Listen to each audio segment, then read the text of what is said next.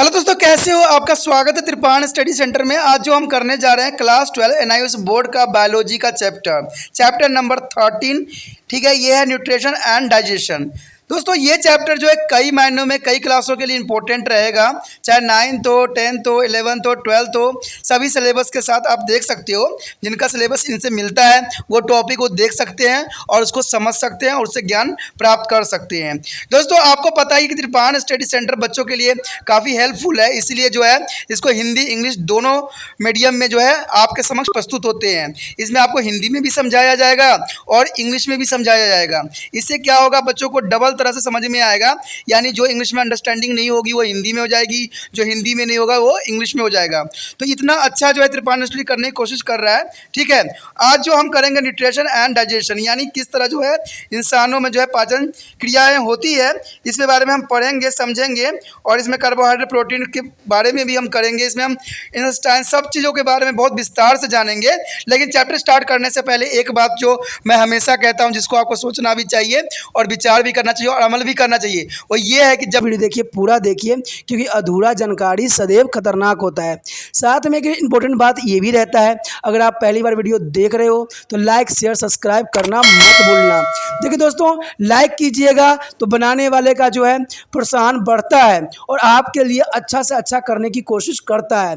ठीक है, सब्सक्राइब करना आपके हित में है। इसका कारण ये है कि अगर आप सब्सक्राइब करके रखोगे तभी जो है मेरा वीडियो का नोटिफिकेशन मिलेगा। और आपको पता है कि मैं हर क्लास का जो है सब्जेक्ट डालता ही रहता हूं समय समय पे। तो अगर सब्सक्राइब करके नहीं रखिएगा तो शायद उस वीडियो से आप अनभिज्ञ रह जाइएगा, यानी वो आपको प्राप्त नहीं होगा और आप उसका नॉलेज नहीं ले पाइएगा। साथ में जो अगर आप शेयर करते हो तो शेयर करना एक जग कल्याण के समान माना जाता है। इससे ये होता है कि मान लीजिए कोई जो है बच्चा जो है मेरी वीडियो को उसकी ज़रूरत थी और आपके थ्रू वो वीडियो उसको पास पहुंचा है, तो वो सदैव ही आपका धन्यवादी रहेगा और सदैव ही आपका जो है शुक्रिया अदा करेगा कि तुम्हारे कारण मुझे जो है वीडियो प्राप्त हुआ। तो दोस्तों आपको पता ही होगा कि त्रिपाण स्टडी सेंटर सिर्फ एक क्लास के लिए ही अग्रसर नहीं है, ये कई क्लासों के लिए अग्रसर है। जैसे 8th 9th 10th 11th 12th CBSE के सारे चैप्टरों को कवर करेगा समय के साथ। प्लस जो है एनआईओएस बोर्ड का 10th+2 को भी कवर करता है, सभी सब्जेक्टों का। प्लस जो है बीए पंजाब यूनिवर्सिटी का जो है फर्स्ट सेमेस्टर से लेकर 6th सेमेस्टर तक 8 सब्जेक्टों को कवर करता है। प्लस जो है एमए के जो है बच्चे ऑन डिमांड जो मुझे करते हैं कमेंट, उनके लिए भी त्रिपाण स्टडी सेंटर जो है अग्रसर है। देखिए दोस्तों, त्रिपाण स्टडी सेंटर इतना बड़ा है, विस्तृत है, तो आपको अभी जो है लाइक शेयर सब्सक्राइब कीजिए और अपने दोस्तों के साथ बांटिए। ठीक है, तो भूलिए मत, ये करना आपका फ़र्ज़ है और मेरा कार्य करना है आपको टॉपिक लेके चलना है। देखिए आज देखते हैं हमारा आज टॉपिक क्या है। Next topic is the digestive process. Friend, what do you mean to digestive process? Here digestion involves the two kind of process. First is a mechanical process and second is a chemical process. The first is a mechanical process which is include a cutting and guarding, thus the break down the food into the small particles and swallowings in their foods and the pushings with the food along their food canal. The smaller particle exposed to greater surface area from action by the enzyme. The mechanical process, there is a cutting and grinding for the food for the small particle is the most important. The small particle is exposed to greater surface area of action by the enzyme. And second is a chemical process. The chemical process which include their enzymatic breakdown of complex food, constantly the nutrients into the similar absorbable from the digestion involved to the hydrolysis as splitting to the addition of the water H positive and OH negative ions to be molecules, resulting in its breakdown into two or more simpler molecules. The enzyme act only as a catalyst is accelerate the reactions. The here example of C12 H22 and O11 plus H2O. Here the sucrose. Sucrose as a sucrase is converted to the glucose and fructose. There is a C6H12O6 plus 6 C6H12O6 is the glucose and fructose is a formation of sucrose is a relay. There is a Mechanical process is a digestion. Is the lips is hold the food within the mouth and help the sucking it is and spilling the liquid. The teeth cut the tears and the grating their food. The tongues is the manipulate foods while the chewings and the misses the saliva in it. Chewing is the most important processing of the saliva. It is also makes the roll it is into a ball tom to the volumes as a help in the swellings. And there also esophagus contact the food valves down into the stomach by a wave of contraction of the circular muscle in the wall of alimentary canal. Shown in the figure, their wave of contraction is called to the peristalsis. Peristalsis is important. Here shown in this diagram, A diagram is doing the swelling in the epiglottis is close to the open of the trachea and the lead to a monomentary stoppage the breathing and the food is pushed down to the esophagus. And the B is there is a perithalsis is a wave of contraction of the muscle alimentary canals which push food down through the alimentary canal. Friend, here is the man is a feeding. Their feeding is the epiglottis is the food as the vessels as the closed and tracheus is the closed and the esophagus is the open. The other side is the digital structure from a mouth. There are contracted muscle and push walls up downward and wall. There is the muscle walls of gutter and the esophagus. The stomach crowns their food mixing it with the gastric juice and there is the produce of creamy semis is a particle of digestion food. The perilatix movement keep pushing the food from a stomach to be a intestines and finally pushing into the rectums. The second is a chemical process in digestions. In a mouth, saliva containing only is a single enzyme amylase. All name is a butylene. Where they act on starch into two ways. The first is the raw unlocked starch and their processing amylase, the detrans and soluble particles and hydrolysis starch. And second is a coated starch. This is amylase is a maltose, a sweet tasting and is carried. And the second part is in a esophagus. The food as always moves through their esophagus into stomach by the peristalsis. Salivary amylase is a continuously digestive of starch. There is a digestive of starch on the esophagus and third in a stomach. Initial digestion of starch by salivary amylase continue till their content of the stomach because the acidic by the presence of HCl. The gaseous juice is produced from the lining of the stomach is the colorless, highly acidic liquid. The pH is 1 to 2. There is the content of water is 98%, some of salt, hydrochloric acid is 0.5%. The lubricant is a mucins and the two enzymes, the pepsins and the lipase is the most important enzyme for hair. There is a main important role of HCl. There is HCl hydrochloric acid 0.5, but there is water is a 98% of hair. The pH value of their stomach is a 1 to the 2. The hydrochloric acid is here by ozonatics parental cells of stomach wall. It is performed a flowing function. The first is kill the bacteria enter along with the food. And second is a loosen, is a fibrous is a material in a food. And third is activate the inactive pepsizones to be active from the pepsin. And fourth is a maintain acidic medium from action by the pepsin. And fifth is a colorless milk so that does not be flow out and the stay from the action by the pepsin.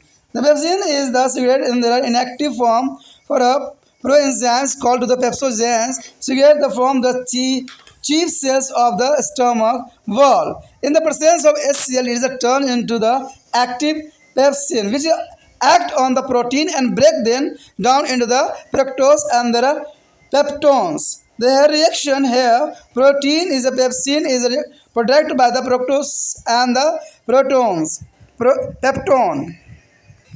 The fourth is a small intestine. In the small intestine, the food which is the practically is digested in the stomach and called chyme. Is the eventually upon by the three main digestive juice. Is the first is a bile juice from the liver. A second is a pancreatic juice from the pancreas gland. And third is the intestinal juice secreted from the special cells in the intestine epithelium at their base of intestinal villi.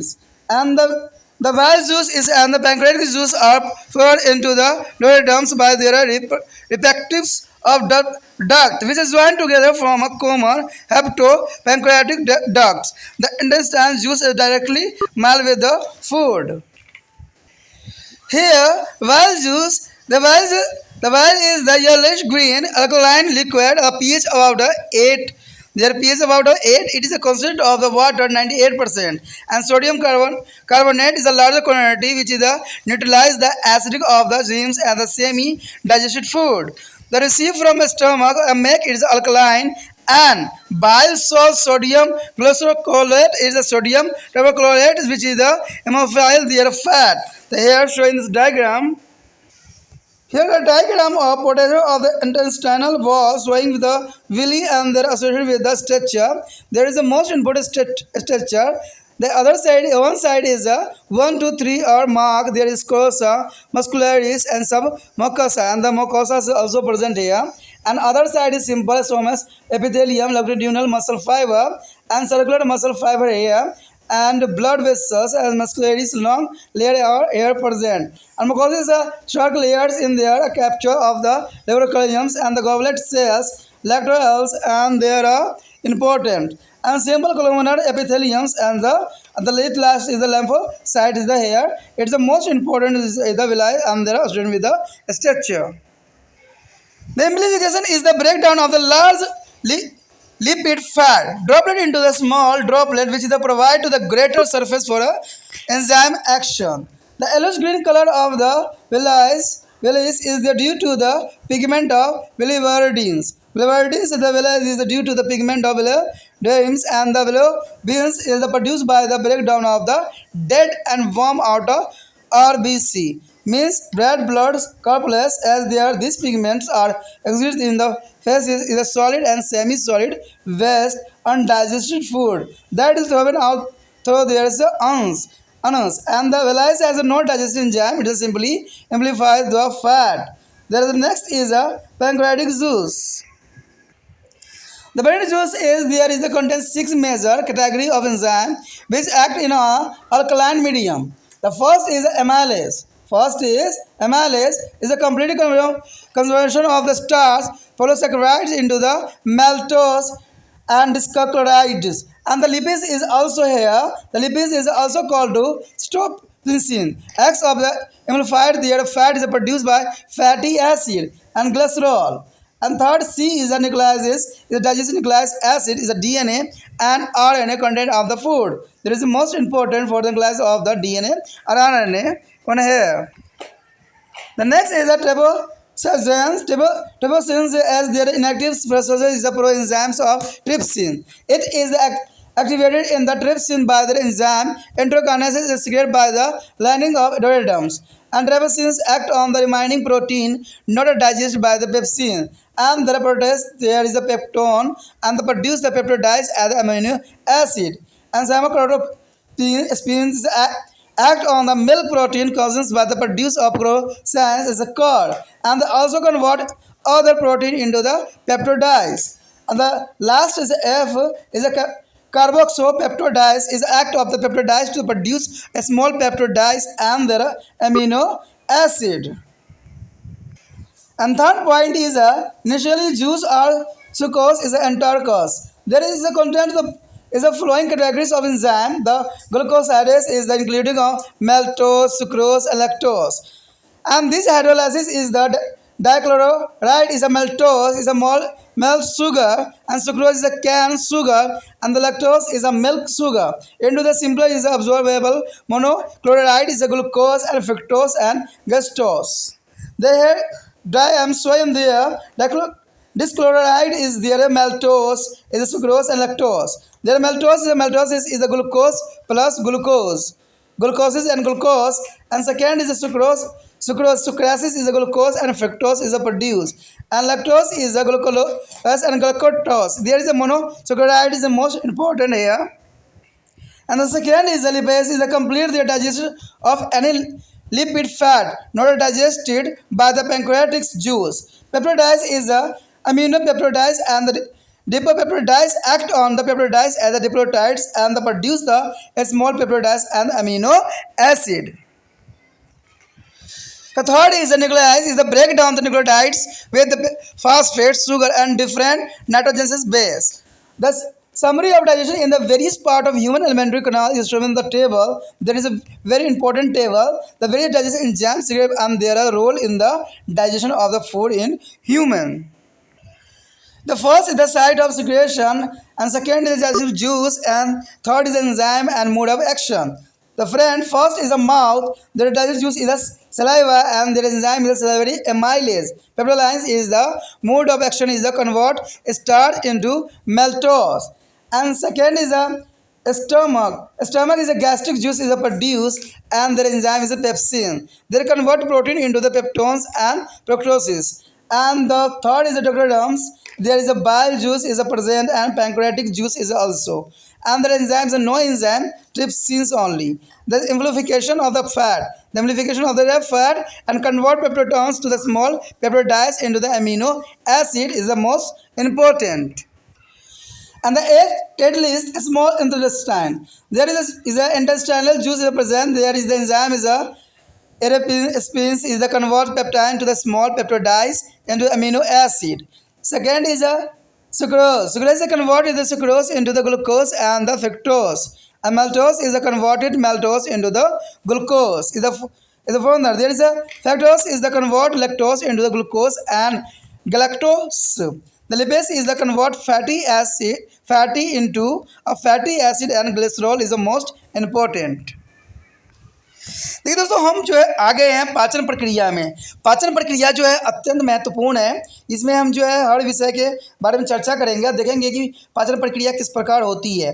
तो कहते हैं पाचन प्रक्रिया जो यहाँ बताया गया कि ये दो प्रकार की प्रक्रियाओं से सम्मिलित है। एक तो हमारी होती है यांत्रिक प्रक्रिया होती है, जिसे हम मैकेनिकल के नाम से भी जानते हैं। ठीक है, यांत्रिक प्रक्रिया जिसके अंतर्गत भोजन को काटना, चबाना, पीसना और निगलना सम्मिलित होते हैं, और जिसके फलस्वरूप जो है भोजन छोटी छोटी कणिकाओं में बदल जाते हैं, और जो है फिर वह उसे आहार नाल के भीतर धकेल दिया जाता है। ठीक है, लघुत्तर कणिकाओं पर जो है एंजाइमों की अपनी एक विशेषता होती है, क्योंकि ये क्रिया बेहतर करती है, और क्योंकि कणिकाओं की कुल सतह अपेक्षाकृत अधिक हो जाती है, इसलिए भी इम्पोर्टेंट रोल भी रहता है। उसके पश्चात हमारे समक्ष आता है रासायनिक प्रक्रिया। देखिए दोस्तों, रासायनिक प्रक्रिया भी एक तरह का महत्वपूर्ण प्रक्रिया माना जाता है। कहते हैं जिसमें एंजाइमी क्रियाएं द्वारा जो है जटिल भोजन अवयव यानी पोषकों को सरल अवशेष रूप में बदल दिया जाता है। यानी रासायनिक प्रक्रिया में भी बहुत इंपॉर्टेंट रखता है कि जटिल भोजन को जो है इसको बड़ी ही सरल अवशोषित रूप में परिवर्तन कर दिया जाता है। पाचन में जल अपघटन की क्रिया होती है, अर्थात जल के योग से अणु के रूप में जो है भजन यानी टूट जाता है, जिसमें हाइड्रोजन और OH नेगेटिव जो होता है आयनों का जो है निर्माण होती है। इसके बाद ये फिर दो या अधिक जो है सरल अणुओं में टूट जाता है। एंजाइम सिर्फ उत्प्रेरक का कार्य करता है। देखिए, ये एंजाइम जो होता है सिर्फ उत्प्रेरक का कार्य करता है, जो अभिक्रिया को बढ़ा देता है, और इससे जो है पाचन क्रिया में भी काफ़ी जो है महत्वपूर्ण योगदान भी देता है। अब सोचिएगा कि इसमें क्या है। देखिए, उदाहरण के रूप में आप जो है सुक्रोज को ले सकते हैं। सुक्रोज का जो फार्मूला होता है दोस्तों C12H1222O11, जो कि H2O के साथ अभिक्रिया करेगा, तो सुक्रोज की जो अभिक्रिया करवाया जाएगा तो इसमें जो होगा C6H12O6 जो है रिप्रेजेंट होगा, जिसमें ग्लूकोज जो है निर्माण होगा, प्लस जो है C6H12O6 ग्लूकोज ये लिखने ये जो होगा फ्रक्टोज के रूप में यहाँ पर सम्मिलित होगा। तो कहते हैं अपना एक महत्व ये भी रखता है।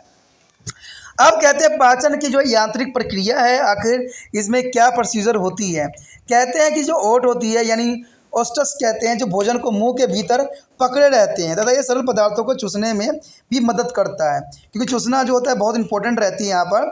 दांत जो है भोजन को काटने, चीरने और पीसने के कार्य भली भांति कर सकती है। यानी दांत का कार्य जो होता है काटना, चीरना और पीसने के कार्य जो है करती है, जो कि बहुत काफ़ी इंपॉर्टेंट भी रहता है। कहते हैं उसके बाद जीवा जो होती है भोजन को चबाते समय इधर से उधर करने के लिए, यानी टंग का काम दोस्तों यही होता है। ठीक है, कि जीवा जो होती है वो चबाते समय जो है भोजन पदार्थ को इधर से उधर जो है धकेलने के लिए कार्य करती है। उसमें जो है लार मिल जाती है। लार जो है मिलना अत्यंत आवश्यक होता है, क्योंकि पाचन जो है यहीं से जो है शुरू हो जाती है। उससे जो है गोदनुमा, जिसे हम ग्रास यानी कोड़ वोलस कहते हैं, का रूप देती है, और निगलने में काफ़ी मदद भी करती है, क्योंकि वो गीला हो जाती है और हमें इनहेल करने में, निगलने में काफ़ी आसान कर देती है। कहते हैं ग्रासिका बोहल्स के बाहर नाल की जो वस्तु पेशियों के सिकुड़न की एक तरंग द्वारा, जिसे हम क्रामनकुचन कहते हैं, आमाशय के भीतर पहुंचा देती है। यानी इसका कार्य जो होता है आमाशय तक पहुंचा देता है। यहाँ पर एक डायग्राम, आपको दो डायग्राम दिख रहा होगा जो कि काफ़ी महत्वपूर्ण है। ये तो आप देखते होगे कि भोजन के निकल जाने के समय जो है घंटी ढक्कन श्वास नली के द्वार को बंद कर देती है और सांस लेना थोड़ी देर के लिए रुक जाती है और भोजन जो है गैस्ट्रिक के भीतर चला जाता है। आपको याद होगा जब भी आप निगलने की प्रोसेसिंग में आते हो तो आपका जो है सांस रुक जाती है। इसका मतलब है जो सांस की जो नली होती है वो ढक जाती है, क्योंकि निगलते समय जो है वो नासिक में ना चला जाए भोजन पदार्थ, इसलिए जो होता है ये ढक जाता है। देखिए दोस्तों, कहते हैं ना कुदरत ने बहुत सोच समझ के जो है सभी जीव जंतु का निर्माण किया है। तो इसमें भी ये महत्वपूर्ण बात होती है कि जैसे ही आप जो भोजन को निगलते हो तो आपका जो नासिक द्वार होता है वो जो है बंद हो जाता है और जो भोजन होता है वो डायरेक्टली ग्रासिका में चली जाती है। आप देख सकते हो डायग्राम में भी दिखाया गया है कि श्वास नली जो है कुछ समय के लिए बंद हो जाती है। तो ये प्रैक्टिकल आप स्वयं भी करके देखना कि जब भी कुछ निगलोगे तो आपका जो है सांस उस समय रुक जाता है। तो ये काफ़ी इंपॉर्टेंट है। दूसरा डायग्राम जो है वो भी उसमें दिखाया गया है कि कुछ जो है आहार नाल की पेशियों के सिकुड़ने की एक तरंग के रूप में होती है, जिससे भोजन आहार नाल के भीतर तक पहुंच जाता है। देखिए दिखाया गया है कि कैसे जो है सिकुड़ जाता है, जो कि बहुत काफ़ी इंपॉर्टेंट यहाँ पर दर्शाने की कोशिश किया गया है इन दोनों डायग्राम में। कहते हैं अमाशय भोजन को मथता और उसके साथ जठर रस मिला। देखिए अमाशय का कार्य होता है मथना, यानी वो जो है अप डाउन कर करके जो भोजन को क्या कर देता है, अब मथ देता है और मथने के साथ जो है वहाँ पर जठर रस मिल जाती है। जठर रस जो होता है उसको उदासीन कर देता है और इस प्रकार जो है क्रीम जैसा जो है काइम्स यानी एमिस काइम्स जो होती है अच्छा पचा हुआ भोजन बना देता है। ठीक है, कहते हैं ये भोजन जो होता है थोड़ा उदासीन हो जाता है। आपने देखा होगा अगर बोमेल्टी आपको होती है तो देखना कि रोटी के जो टुकड़े होते हैं वो वाइट से हो जाते हैं। तो ये सारे एसिड की वजह से ही ऐसा होता है। क्या कुछ जो है गतिविधियों से जो भोजन अमाशय के आंत और अंततः जो है मलाशय तक पहुंचा जाता है, यानी इसी प्रक्रिया में जो है धीरे धीरे जो है हमें जो मलाशय के रूप में जो है बाहर बॉडी से निकल जाता है। तो ये काफ़ी इंपॉर्टेंट प्रक्रिया रहता है। अब कहते हैं कि पाचन की जो रासायनिक प्रक्रिया है, आखिर रासायनिक प्रक्रिया किस प्रकार होती है। तो सबसे पहले मुंह के भीतर कैसे प्रक्रिया होती है, तो ये अत्यंत महत्वपूर्ण है। कहते हैं लार में केवल एक ही एंजाइम जो है एमाइलेज, यानी पुराना नाम जो इसको टायलिन्स भी कहते थे पुराने समय में, आज जो इसका नाम है एंजाइम एमाइलेज के नाम से जाना जाता है, जो कि मड स्टार्च पर दो प्रकार से क्रिया करता है। जैसे यहाँ पर क्रिया भी आपके समक्ष है, कच्चा बिना पका हुआ मड, यानी कच्चा बिना पका हुआ मड जो है स्टार्च जो एमाइलेज के साथ रिएक्शन करके जो क्या बनाएगा, डेक्सट्रीन जो है बनाएगा, जो एक तरह से विलयशील और अंशत और जल अपघटित स्टार्च के रूप में प्रेजेंट रहेगा। कहते हैं पका हुआ अगर स्टार्च है, पका हुआ भोजन है, तो ये क्या करेगा, एमाइलेज के साथ करेगा और मल्टोस जो है उत्पादन करेगा, जो स्वाद में मीठा एवं कार्बोहाइड्रेट कर देता है। आपने एक बात नोट किया होगा, जब भी आप कोई भोजन को ले लो टुकड़ा और उसको खूब चबाओ, जैसे आप चबाओगे चाहे कड़वी से कड़वी चीज़ क्यों ना हो, देखना कुछ समय के बाद उसमें मिठास आ जाती है। अगर आपको विश्वास नहीं होता, करेला जो होगा, करेले को आप क्या कीजिए, उसको पकाइए और खाते समय ना उसको अच्छे से चबाइए और आपको जो ये कड़वी चीज़ दिखेगी ना वो धीरे धीरे जो है मिठास के रूप में कन्वर्ट हो जाएगी। तो इसका कारण जो होता है मल्टोस की वजह से ऐसा होता है। ठीक है, कहते हैं ग्रासिकल के भीतर यानी ग्रासिका में जाता है तो कौन सा जो है केमिकल रिएक्शन होती है, तो जो है ग्रास जो है बोलस के रूप में भोजन जो क्रमाकुच के द्वारा जो है ग्रासिका से होता हुआ अमाशय के भीतर पहुंचता है और इस दौरान जो है एमाइलेज स्टार्च को निरंतर पचाता रहता है। यानी एमाइलेज स्टार्च जो होती है धीरे धीरे पचना यहाँ से शुरू हो जाती है, जो कि काफ़ी इंपॉर्टेंट भी रखता है। उसके पश्चात हमारे समक्ष है अमाशय के भीतर। देखिए लाड़ जो होती है एमाइलेज द्वारा शुरू हुआ स्टार्च का पाचन उस समय तक जारी रहती है जबकि अमाशय के भीतर पदार्थ जो है अम्लीय नहीं होते हैं, यानी जो है ये अमाशय के भीतर अम्लीय नहीं होते हैं। अब अमाशय के भीतर जो है एपिथेलियम जो है अस्तर से उत्पन्न जठर रस जो होता है रंगहीन अत्यधिक अम्लीय तरल होती है, क्योंकि इसका जो पीएच होता है दोस्तों 1 से 2 पीएच हो सकती है। ठीक है, इसमें जो है अगर देखोगे तो इसमें जो है 98% जो है जल की मात्रा आपको दिखेगा, और कुछ जो होगा उसमें हाइड्रोक्लोरिक अम्ल जो होगा जो 0.5 के रूप में आपके समक्ष प्रस्तुत रहेगा। कहते हैं स्नेहक जो है मेथिलीन और पेप्सिन और लाइपेज नामक 2 एंजाइम होते हैं। यानी यहाँ पर जो है 2 तरह के एंजाइम जो है क्रियाशील होते हैं। एक तो होते हैं पेप्सिन और एक होते हैं लाइपेज नामक 2 एंजाइम जो होते हैं यहाँ पर सक्रिय होते हैं, जो कि काफ़ी इनका अपना एक महत्वपूर्ण है। कहते हैं हाइड्रोक्लोरिक अम्ल यानी HCl जो होती है का स्वेद जो है अमाशय भित्ति में स्थित एक्सिटिनिक अथवा भित्ति कोशिकाओं द्वारा होती है, और ये जो है निम्नलिखित कार्य करते हैं। देखिए इसका कार्य क्या है, कहते हैं कार्य भी काफ़ी इंपॉर्टेंट रखता है। कभी कभी आ जाता है कि हाइड्रोक्लोरिक अम्ल का जो है क्या कार्य होता है, तो ये देखिए क्या कार्य करता है। भोजन के साथ भीतर पहुंचने वाले जीवाणुओं को सबसे पहले ये मार देता है। ठीक है, भोजन की जो हाइड्रोक्लोरिक अम्ल होती है भोजन के साथ भीतर पहुंचने वाले जो होते हैं जीवाणु उनको मार देते हैं। ये बहुत ही इंपॉर्टेंट कार्य इसका होता है। और कहते हैं भोजन में मौजूद रेशेदार पदार्थों को ढीला कर देता है। कहते हैं हमारे लिए दोस्तों रेशेदार जो चीज़ें होती है अत्यंत महत्वपूर्ण होती है। इससे जो है हमारा पाचन शक्ति अच्छा रहता है और हमारे जो है कब्ज़ की शिकायत नहीं रहती है। तो भोजन में मौजूद रेशेदार पदार्थों को ढीला कर देती है। तो ये काम जो है HCl का काम होता है, हाइड्रोक्लोरिक अम्ल का होता है, जो अमाशय की भित्ति में होता है। उसके पश्चात है निष्क्रिय पेप्सिनोजन को जो है उसको सक्रिय रूप में पेप्सिन में बदल देता है। देखिए दोस्तों इसका दूसरा काम जो है, तीसरा काम जो है निष्क्रिय पेप्सिनोजन को जो है वो सक्रिय कर देता है और पेप्सिन में बदल देता है, जो कि काफ़ी इंपॉर्टेंट बात रखता है। उसके पश्चात जो है फोर्थ है पेप्सिन की क्रिया के लिए अम्लीय माध्यम बनाता है। देखिए ये कितना अच्छा काम कर रहा है कि पेप्सिन क्रिया के लिए जो है अम्लीय माध्यम बना देता है, यानी अम्लीय कर देता है, एसिडिक कर देता है। उसके पश्चात फिफ्थ कहता है दूध को जमा देता है। देखिए दूध को जमाने का काम भी इसी में ही होता है, HCl का ही काम होता है कि दूध को जमा देता है ताकि वह अमाशय के बाहर न बैठ जाए और पेप्सिन की क्रिया के लिए बनी रहे। तो ये देखिए कितना इंपॉर्टेंट बात है। आप जब भी कोई दूध पीते हो ना, जैसे ही आप दूध पियोगे हाइड्रोक्लोरिक अम्ल की वजह से क्या होगा, दूध फट जाएगा। आप इसका एग्जांपल बच्चों में देख सकते हो, बच्चे दूध पीते हैं अगर उसके बाद वोमिटिंग करते हैं तो आप देखोगे कि उनका दूध जो होता है एक फटा सा महसूस होता है, यानी जमा हुआ सा वो जो है वोमिटिंग करेंगे। तो ये जो होता है हाइड्रोक्लोरिक अम्ल का जो है अपना एक विशेष कार्य यहाँ रहता है, जो कि पेप्सिन की वजह से ऐसा देखने को मिलता है। अब देखिए यहाँ पर जो है कहते हैं पेप्सिन का स्वेद उसके निष्क्रिय रूप अथवा जो है प्रोएंजाइम के रूप में होता है, जिसे हम पेप्सिनोजन कहते हैं। इसका स्वेद जो है अमाशय की भित्ति में स्थित कुछ मुख्य कोशिकाओं में होती है। कहते हैं HCl की मौजूदगी में यह क्रिया जो है पेप्सिन के रूप में बदल जाता है, जो प्रोटीन पर क्रिया करके उन्हें जो है प्रोटोजोल और पेप्टोजोन में विघटित करके इम्पोर्टेंट बना देता है। तो यहाँ पर जो होता है दोस्तों प्रोटीन जो है पेप्सोन के साथ रिएक्ट करता है और जो है प्रोटीओज और पेंटोन का जो है निर्माण करता है। जो पेंटोन और पेप्टोजोल जो होती है काफ़ी इंपॉर्टेंट अपना रोल यहाँ पर अदा करती है। उसके पश्चात हमारे समक्ष है छोटी आंत के भीतर। अब देखिए छोटी यानी स्मॉल इंटेस्टाइन के अंदर जो है इसका क्या कार्य होता है, केमिकल का क्या कार्य होता है।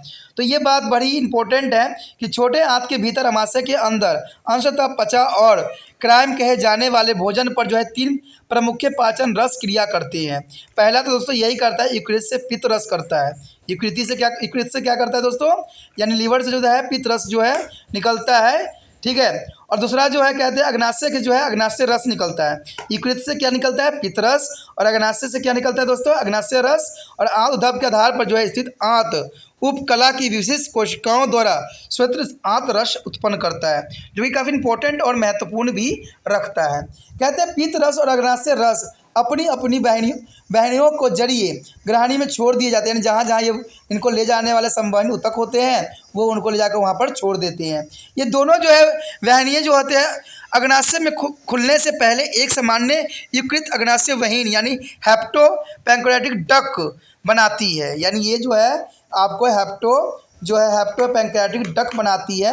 आंत इस रस को जो है सीधे ही भोजन के साथ मिल जाता है, यानी डायरेक्ट जो है ये आंत के रस सीधे ही भोजन के साथ मिल जाता है, जो कि इसको बहुत ही महत्वपूर्ण बनाता है। उसके पश्चात है पित्त रस। देखिए पित्त रस जो है ये भी बहुत इंपॉर्टेंट है। पित्त रस जो है पीलापन लिए हुए हरे रंग के क्षारीय तरल यानी pH लगभग 8 होती है। यानी यहाँ पित्त रस का जो होता है दोस्तों pH जो होती है 8 होती है, इसमें जो है आपको 98% यानी 98% जो है बड़ी मात्रा में सोडियम कार्बोनेट जो अमाशय में लाए गए क्राइन अथवा अंश पचा हुआ भोजन को उदासीन कर देता है, और यहाँ पर जो है भोजन उदासीन हो जाता है और उसे जो है क्षारीय बना देता है। और पित्त लवण जो है सोडियम ग्लूकोटेंस और सोडियम ट्रैकोलेट्स होते हैं जो वाष्यों और पैसीकरण पैस बना यानी इम्यूलिफिकेशन कर देता है। इसे हम पैस बनाना भी कहते हैं इम्यूलिफिकेशन को, तो ये काफ़ी इंपॉर्टेंट कार्य करता है। अब यहाँ पर जो एक डायग्राम दिखाया गया है जो कि बहुत महत्वपूर्ण है, ठीक है। ये डायग्राम जो आपके समक्ष है वो है छोटी आंत का एक अंश जिसमें जो है उद्भव और संबंधित रचनाएं दिखाई दी गई है। तो यहाँ पर आप देखोगे तो सबसे पहले ऊपर जो है सरल शाक्य उपकला है, लेकिन इधर साइड देखोगे तो इसके साइड जो है 3 भागों में इसको विभक्त कर दिया गया है। पहला है सरोसा लसिका, दूसरा है मस्कुलेरियस यानी पेशी, उसके बाद है सब म्यूकोसा आर्द्र श्लेष्मिका, और जो है म्यूकोसा यानी श्लेष्मिका जो चौथा नंबर पे आता है। अगर दूसरे साइड आप देखोगे तो इसमें आपको देखेगा सरल शाक्य उपकला यानी एपिथेलियम दिखेगा, उसके बाद अनधरे पेशीय तंतु दिखेगा, उसके बाद तुल पेशी तंतु आपके समक्ष नजर आएगा, उसके पश्चात रक्त वाहिका आएगी जहाँ से रक्त आ जाती है, मस्कुलेरेसिस यानी लंबी परत होती है, उसके बाद श्लेष्मिका मैल्कोसी यानी वृत्तुल परत होती है, उसके बाद लुबानकुन प्रागुहिका होगी, ठीक है, उसके बाद क्लस गोवलेट कोशिका पाई जाएगी, उसके बाद लेक्टियल्स पाया जाएगा, उसके पश्चात सरल संभाग का एपिथेलियम पाया जाएगा, और अंत में जो है लसिका लिफोसाइटिस पाया जाएगा जो कि काफ़ी इंपॉर्टेंट भी बनाता है। कहते हैं पैसीकरण का अर्थ है कि बड़ी बड़ी लिपिड वर्षा बूंदकों की छोटी छोटी बूंदकों में बदल जाना ताकि एंजाइमी क्रिया के लिए जो है अपेक्षाकृत अधिक सतह पर जो है मिल सके, जो कि काफ़ी इंपॉर्टेंट भी यहाँ पर रखता है। कहते हैं पित्त का जो है पित्त हरित पीलापन लिए हुए रहता है। आपने देखा होगा कि पित्त जो होता है थोड़ा सा हरापन लिए रहता है। हर रंग के कारण जो है रंग 2 वर्णिकाओं यानी विलोवर्टियंस और विलुविरियंस के कारण होता है, यानी ये जो रंग आप हरा दिखता है वो दोस्तों होता है विलीवर्डिंस और विलीरुबिन्स की वजह से होता है।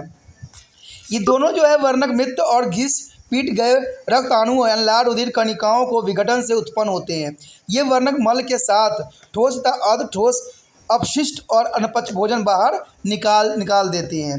कहते हैं पित्त में कोई पाचक एंजाइम नहीं होता है, वो तो केवल वसा और पेशीकरण करता है। तो ये बहुत काफ़ी इंपॉर्टेंट बात यहाँ पर आता है। उसके पश्चात हमारे समक्ष है अग्नाशय रस। देखिए पैंक्रियाटिक जूस का जो है अपना एक कार्य होता है।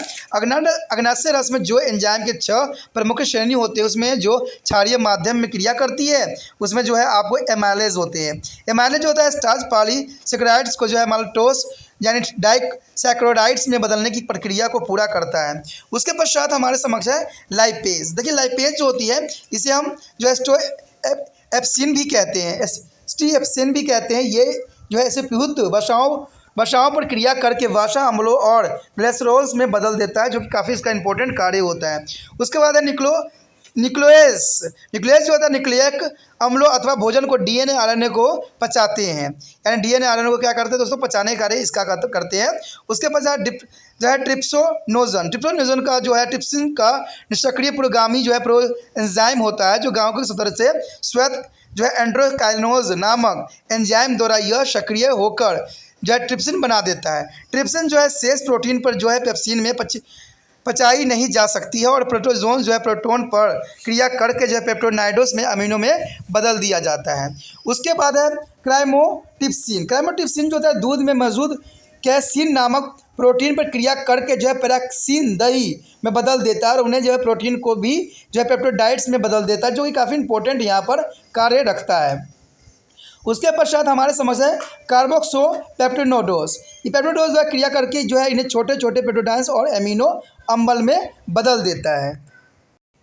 उसके पश्चात है आंतरस। देखिए इंडस्ट्रियल जूस जो है सक्कस इंटरकस अथवा सेक्कस एंड्रोरिक्स जो होती है वो भी निम्नलिखित श्रेणियों में रखा गया है। इसमें जो होता है ग्लाइकोडेसिस जो होता है इसमें मल्टोज सुक्रोज और लैक्टोज शामिल होते हैं। ये एंजाइम डाइकोराइट मलोसिया मास्टर शर्करा यानी सुक्रोज शुद्ध शर्करा और लैक्टोज को जो है दूध शर्करा को है जल अपघटित सरल अवशोषित मोनोसेक्टाइड में बदलता है, जिसमें जो है ग्लूकोज फिक्टोज आइग्लूकोसोड जो है ग्लूकोटोस पाया जाता है, जो कि बहुत काफ़ी इंपॉर्टेंट रखता है।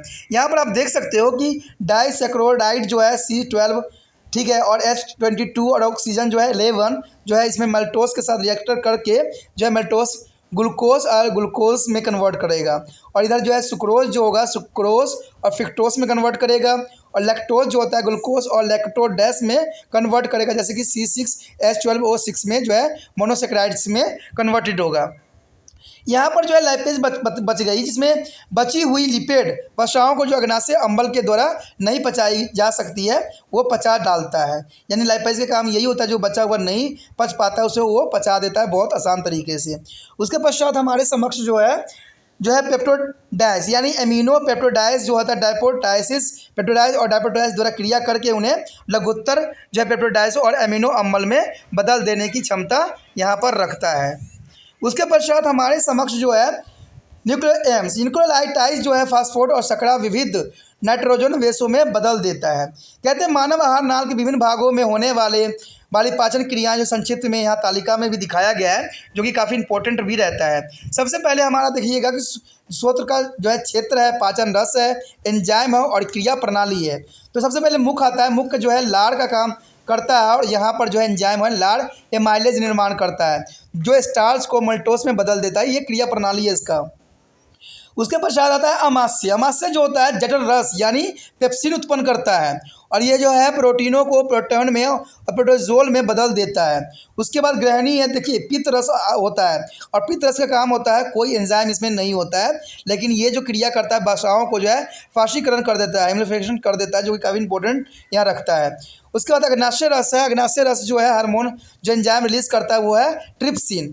एंजाइम को रिलीज करता है अग्नाशय रस दोस्तों ट्रिप्सिन, जो है प्रोटोन और प्रोटोनोन और लघुत्तर प्रोटोटाइज को जो है एमिनो अम्ल में बदलने का यहाँ कार्य संपन्न करता है। उसके बाद है छोटी आंत। देखिए छोटी आंत जो है उसके जो है आंत रस उत्पन्न करता है, जिसमें सबसे पहले आता है एलोरोपिप्सिन। इसमें पेप्टोन और लघुत्तर पेप्टाइड्स जो है अमीनो अम्ल में बदलने का कार्य करता है। उसके पश्चात आता है सुक्रोज। देखिए सुक्रोज को जो है ग्लूकोज और फ्रक्टोज में बदल देता है। उसके पश्चात आता है मल्टोज। मल्टोज जो होता है मिल्टोज को ग्लूकोज में बदल देने का कार्य भी इसी का होता है। उसके पश्चात है लैक्टोज। लैक्टोज जो होती है लैक्टोज को ग्लूकोज और जो है लैक्टोडोस में बदल देने के कार्य यह क्षमता रखता है। उसके बाद है लाइपेज। लाइपेज जो है वसाओं को वसा और अम्लों और ग्लिसरॉल में बदल देने की क्षमता यहाँ पर रखता है, जो कि काफ़ी इंपॉर्टेंट है। देखिए दोस्तों इसी के साथ जो है हमारा टॉपिक खत्म हो जाता है। आगे का टॉपिक जो होगा पोषक पदार्थों का अवशोषण, वो बहुत काफ़ी इंपॉर्टेंट टॉपिक है, तो उसको देखना मत भूलिएगा। ठीक है, वो टॉपिक में हम बहुत कुछ जानेंगे और समझेंगे। इसी के साथ जो है दोस्तों हमारा टॉपिक आज खत्म हो रहा है। ठीक है, अगर आपको अच्छा लगा तो लाइक शेयर सब्सक्राइब जरूर कीजिए। अगर आप वीडियो देख रहे हो, पहली बार मेरे चैनल पे आए हो, तो सब्सक्राइब करना आपका फ़र्ज़ बन जाता है। सब्सक्राइब करने से ये होगा कि जो भी मैं आप क्लास के रिगार्डिंग कोई भी वीडियो डालूंगा उसका नोटिफिकेशन जो है समय समय पर आपको प्राप्त होता रहेगा। अगर सब्सक्राइब नहीं कीजिएगा, अगर आप दोबारा से त्रिपाण स्टडी सेंटर पर आने की कोशिश कीजिएगा तो वहाँ पर आप त्रिपाण लिखिएगा तो जो है वो त्रिपस कर देगा। ठीक है, जो आप गूगल पर सर्च करेंगे वो त्रिपस कर देगा, जिससे वजह से आप जो है मेरे वीडियो का जो है फ़ायदा नहीं उठा पाओगे। तो सोचिए मत, विचार मत कीजिए, सब्सक्राइब कीजिए। आप सोचते होइएगा कि मेरे जो एग्ज़ाम खत्म हो जाने के मेरा क्या ज़रूरत है त्रिपाण स्टडी सेंटर से। ठीक है, तो इसलिए सब्सक्राइब नहीं करने का सोचिएगा, लेकिन दोस्तों ऐसा नहीं है। त्रिपाण स्टडी सेंटर जो है बहुत हेल्पफुल है। क्योंकि ये जो है आपके 8th class 9th 10th 11th 12th जो आर्ट्स के सब्जेक्टों को कवर करता ही है, प्लस जो है ये NIC बोर्ड के जो है 10th +2 को भी कवर करता है। साथ में BA जो है फर्स्ट ईयर से लेकर 6 सेमेस्टर तक बच्चों के लिए ये अग्रसर रहेगा आर्ट्स सब्जेक्ट में। तो सोचिए नहीं, विचार नहीं कीजिए, काफ़ी जो है त्रिपाण स्टडी सेंटर का फ़ायदा ही फ़ायदा है। ठीक है, अगर आप मुझे प्रोत्साहित करोगे तो आपके लिए मैं तरह तरह के वीडियो बनाऊँगा जो आपको फ़ायदा पहुँचाएगा। एग्ज़ाम के तौर पर मैं आपको जो है पेपर भी आपको सोल्यूशन करके दिखाऊंगा जो आपके लिए फ़ायदेमंद रहेगा। अगर नहीं सब्सक्राइब कीजिएगा, मेरा मनोबल घटेगा, तो हो सकता है कि आपको फिर दोबारा मैं ना वीडियो बनाऊं और आपको फ़ायदा ना पहुंचाऊं। तो अभी भी नहीं सोचिए, मेरा जितना आप फैलाइएगा, जितने दूसरे बच्चों के साथ शेयर कीजिएगा, उतना जो है मैं आपके लिए कार्य करने में अग्रसर रहूँगा। ठीक है दोस्तों, इसलिए सोचिए मत, विचार मत कीजिए, अभी सब्सक्राइब कीजिए और अपने व्हाट्सएप स्टेटस पर लगाइए और दूसरे बच्चों के साथ भी शेयर कीजिए। ठीक है दोस्तों, अपना ध्यान रखना। बाय।